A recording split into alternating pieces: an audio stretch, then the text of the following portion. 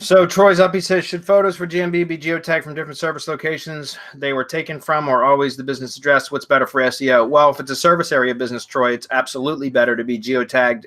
Like if you can get real photos that were taken from mobile devices that have the geotagging, or essentially like where they would stamp the EXIF data from where the location that they're taken, which those are for service area businesses, that is way better. That is absolutely better. But you can still geotag images in throughout the service area from like using EXIF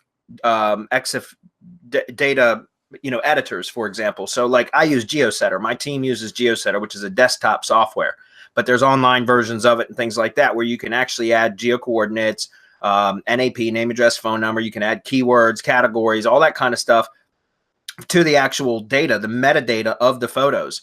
And so if my team is working remotely and a client, for example, isn't providing me with original photos that were taken from mobile devices from around their service area, then my team will go out and generate photos.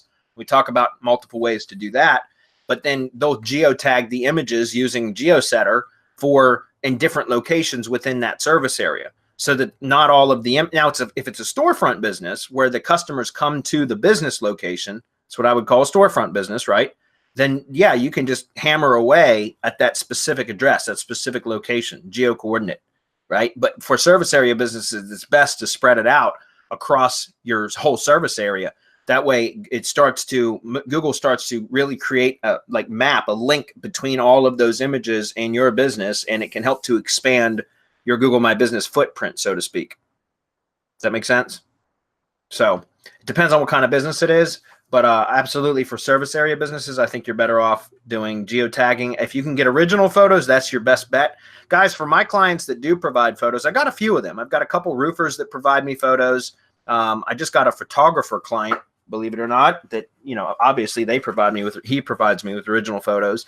But what I do is just set up a Google Photos album, a shared Google Photos album, and then I link my blogger, like I share the album with the client, or any of the clients, associates or whatever, if other people other than just the owner is taking photos, and then I share it with my blogger or my bloggers, depending on who the client is and how many people are actually producing content for that client.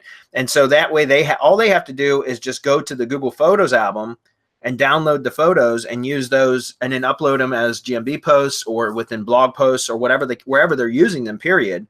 And they're already geotagged, and they've been always stored and held within the Google ecosystem. So it's very, very powerful, and it's just a very convenient way for us to store the photos. And it's easy for the clients too, because most of them are just taking photos from their phone anyways. So they just set up the Google Photos app to where whenever they take a photo, it automatically gets inserted into in the Google Photos, and then they can move them around between albums and things if they want. But most of my clients would just move them into the shared photo album that we have access to, so that my bloggers can access those photos at any time. And it works really well. Problem is, most clients will not provide you with photos. They just won't do it. They might tell you they will do it, but a lot of them won't. But the ones that do, that's the great way to do it.